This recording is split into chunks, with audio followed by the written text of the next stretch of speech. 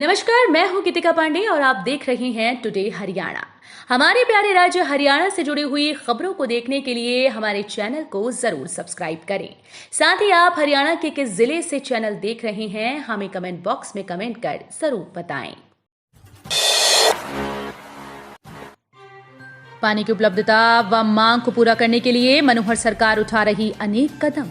हरियाणा में वर्तमान और भविष्य की पानी की जरूरतों की पूर्ति हेतु जल की उपलब्धता और मांग को पूरा करने के लिए मनोहर सरकार बेहद गंभीर है।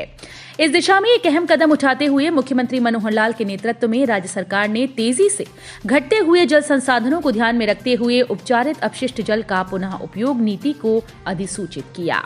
इसके तहत सीवरेज के पानी को शुद्ध करके इसकी एक एक बूंद का उपयोग थर्मल प्लांट, उद्योग निर्माण, बागवानी और सिंचाई उद्देश्यों आदि में विभिन्न उद्देश्यों के लिए किया जाएगा। निःशुल्क स्वास्थ्य सेवा कार्ड के पंजीकरण की आखिरी तारीख बढ़ी, जाने किस दिन तक कर सकते हैं आवेदन।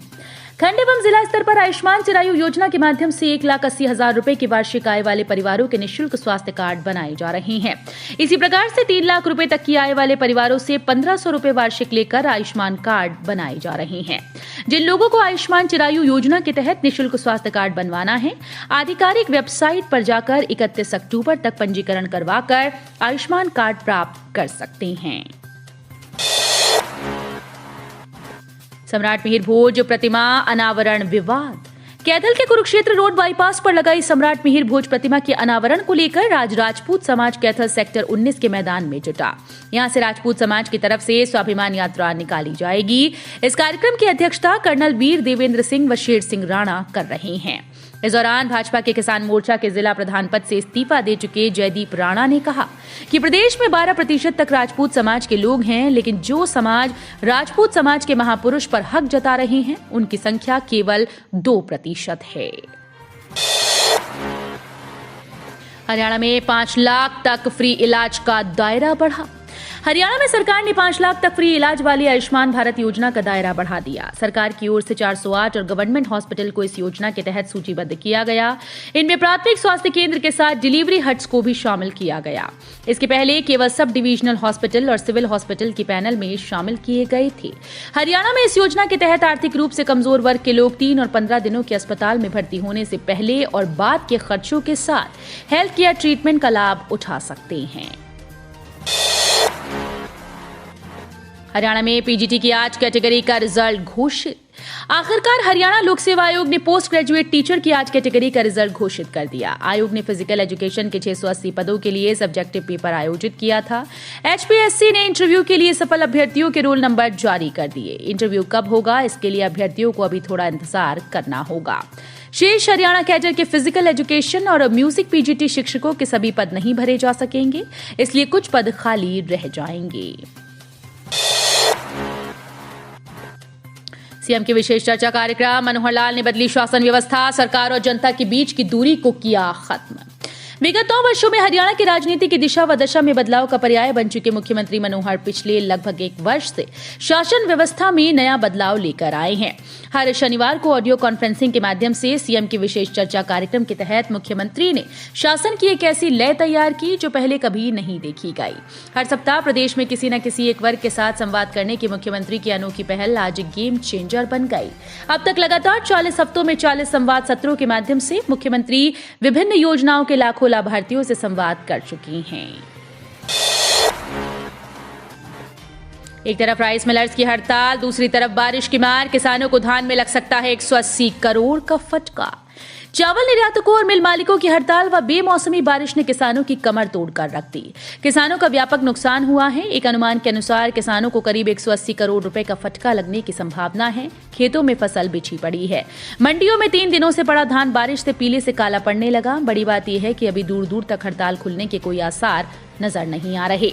धान का कटोरा कहे जाने वाले यमुनानगर, जींद, कैथल, कुरुक्षेत्र, अंबाला, करनाल व पानीपत में करीब 16 लाख एकड़ से अधिक भूमि पर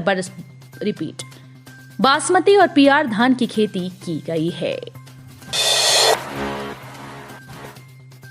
केंद्रीय मंत्री का जातिगत जनगणना को समर्थन।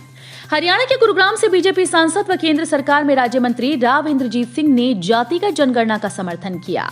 वे इसका समर्थन करने वाले हरियाणा से भारतीय जनता पार्टी के पहले नेता हैं। उन्होंने कहा कि जिस हिसाब से माहौल है उससे इसकी संभावना बल पकड़ रही है। राव इंद्रजीत सिंह ने एक निजी चैनल से बातचीत करते हुए बताया कि जब 2011 में जनगणना हुई तब कास्ट जोड़ी गई थी, लेकिन इसका प्रकाशन नहीं हुआ। हरियाणा के पूर्व मंत्री की बढ़ेंगी मुश्किलें, दिल्ली हाईकोर्ट ने किया तलब, ट्रायल कोर्ट से मांगा रिकॉर्ड। दिल्ली उच्च न्यायालय ने अनुराधा शर्मा को आत्महत्या के लिए उकसाने से संबंधित गोपाल कांडा के मामले में ट्रायल कोर्ट के रिकॉर्ड को मंगाया, जिसकी अगस्त 2012 में उनकी बेटी गीतिका शर्मा की आत्महत्या के 6 महीने बाद मृत्यु हो गई थी। यह आदेश अतिरिक्त लोक अभियोजक अमित साहनी के माध्यम से राज्य के द्वारा दायर एक आवेदन पर पारित किया गया था।